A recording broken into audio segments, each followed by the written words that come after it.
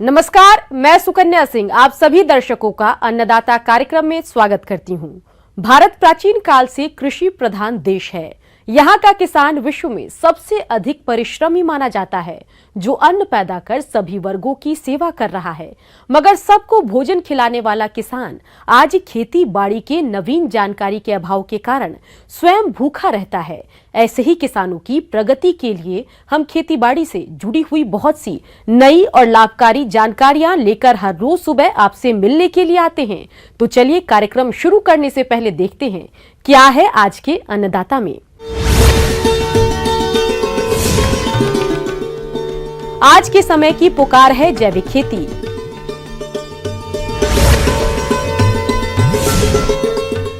समय पर गाजर की खुदाई करके ले अधिक लाभ। ग्रामीण अर्थव्यवस्था का मुख्य आधार कृषि है और कृषकों की मुख्य आय का साधन खेती है।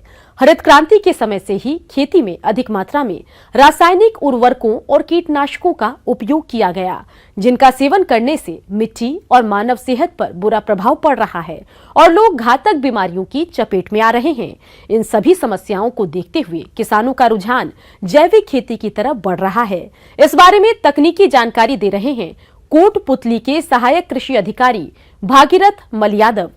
95% भारतीय आबादी के कैंसर केवल दवाइयों की सब्जियों में जहर ही दे रहे हैं।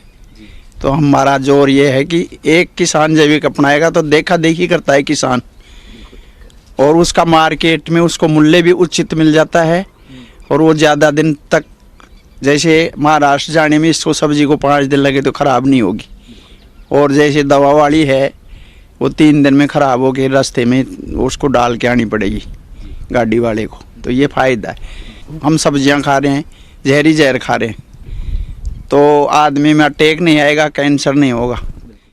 जैविक खेती देशी खेती का आधुनिक तरीका है, जहां प्रकृति एवं पर्यावरण को संतुलित रखते हुए खेती की जाती है।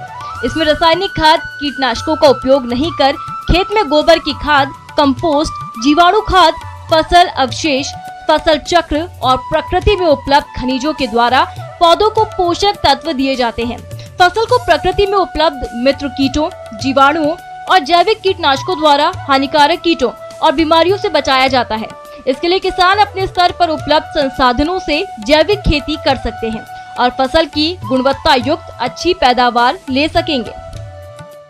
जड़गांठ रोग आता है, उसके लिए 2 किलो तम्बाकू ले ले, कैसी भी सूखी तम्बाकू, उसमें 2 किलो गुड़ डाल ले और उसको गौमूत्र के अंदर सड़ा दे और बाकी पानी डाल दे, गाय की छाछ डाल दे। लेकिन गौमूत्र जरूरी है, गौमूत्र तो जितना ज़्यादा ले सके डाल सकता है वो। और उसको है जो ड्रिप के द्वारा उन पौधों में सप्लाई कर दे छान करके, तो उससे जड़गांठ खत्म हो जाएगी। तम्बाकू रामबाण दवाई है जड़गांठ की, चाहे वो कोई सी भी फसल हो।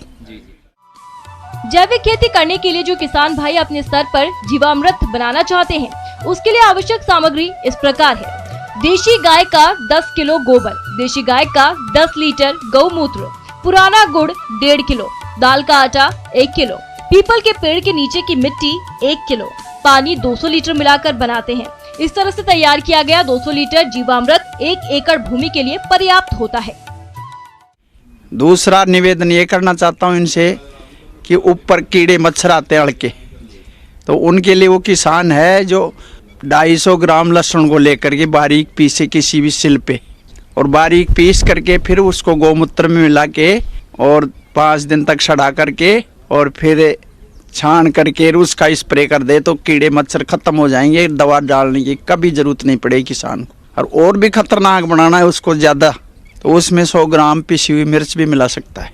तो ये पूर्ण जैविक हो जाएगा, पैसा भी बचेगा और हमारे बीमारियों से भी बचाव हो जाएगा, और उसको मार्केट मूल्य अधिक मिलेगा और संपन्न किसान हो जाएगा, और उसकी मार्केट में वैल्यूएशन ज़्यादा मिलेगी, उसको चमक दमक भी रहेगी, उस फल के नहीं खराब होगा कभी भी।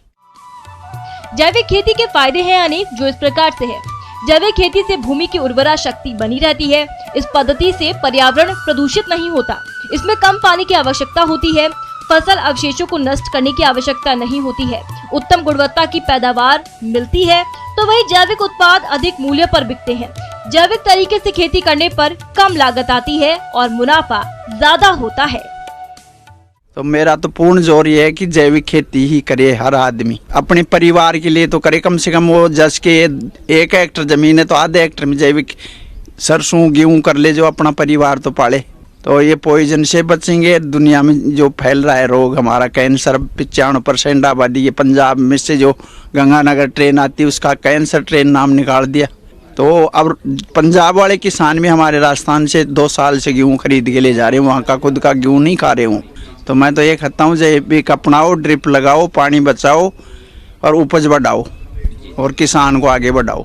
किसान भाइयों, अभी तक आपने खेती से जुड़ी हुई कुछ उपयोगी जानकारियां देखी। अब लेते हैं एक छोटा सा ब्रेक, जल्द ही लौटेंगे और कार्यक्रम में आगे भी है खेतीबाड़ी से जुड़ी हुई महत्वपूर्ण जानकारियां, तो बने रहिए हमारे साथ। ब्रेक के बाद आप सभी दर्शकों का अन्नदाता में स्वागत है। चलिए अब रुक करते हैं अगली कड़ी की ओर।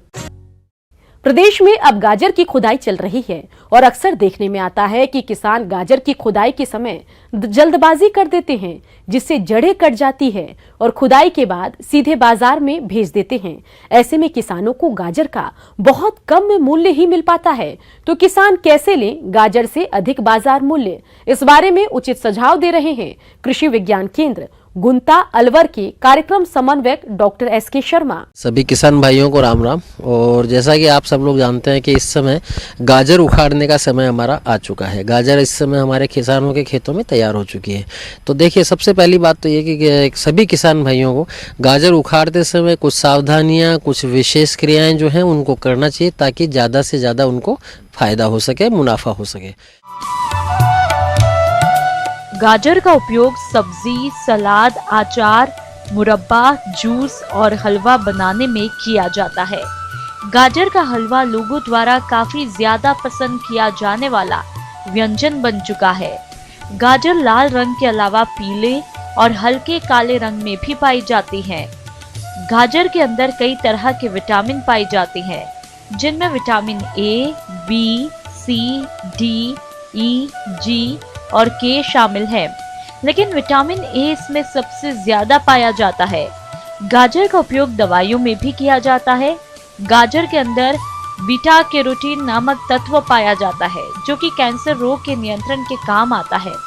गाजर के इस्तेमाल से आंखों की रोशनी और पाचन संबंधित रोगों से छुटकारा मिलता है। किसान भाइयों, गाजर की फसल 3 से 4 महीने में तैयार हो जाती है।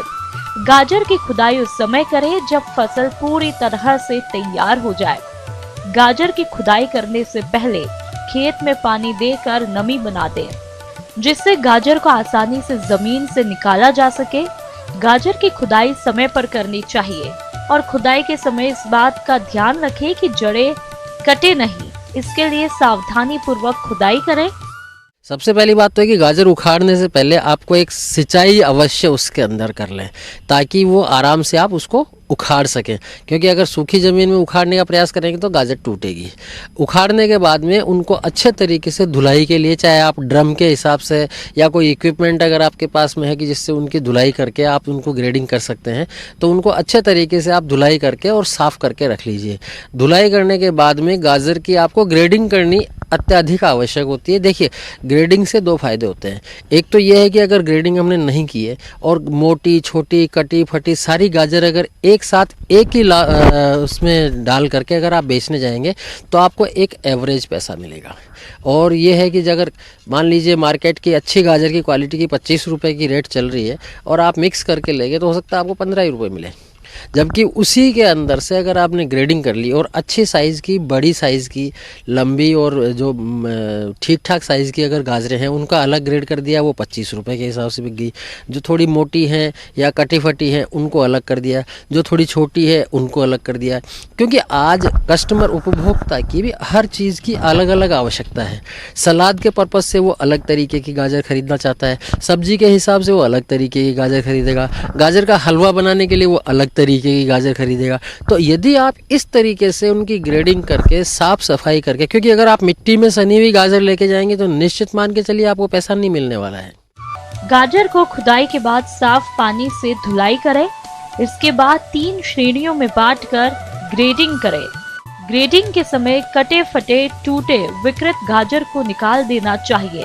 तीनों श्रेणियों में ग्रेडिंग करने के बाद उसे अलग अलग कैरेट बोरों में पैकिंग करके बाजार में बेचने के लिए भेजना चाहिए। ऐसा करने से गाजर का अधिक मूल्य मिलेगा। मेरा कहने का इतना ही तात्पर्य है कि सभी किसान भाइयों से ये अपील है कि आप सभी लोग अपनी गाजर को उखाड़ने के बाद अच्छे तरीके से साफ सफाई करें, सुखाएं, उसके बाद उसको ग्रेडिंग करके और अलग अलग कैरेट में डाल करके अलग अलग उसको मार्केट के अंदर निकालिए। आपका निश्चित रूप से मुनाफा ज़्यादा ही होगा, कम नहीं होगा। तो इसी तरीके से अगर गाजर को आप गाजर की खेती कर रहे हैं और इस तरीके से ग्रेडिंग करके अगर मार्केट में भेजते हैं तो आपको फायदा होगा। आगे और भी है खेती बाड़ी से जुड़ी हुई बहुत सी रोचक जानकारियां, पर यहां पर रुकेंगे एक और ब्रेक के लिए। जल्द हाजिर होते हैं।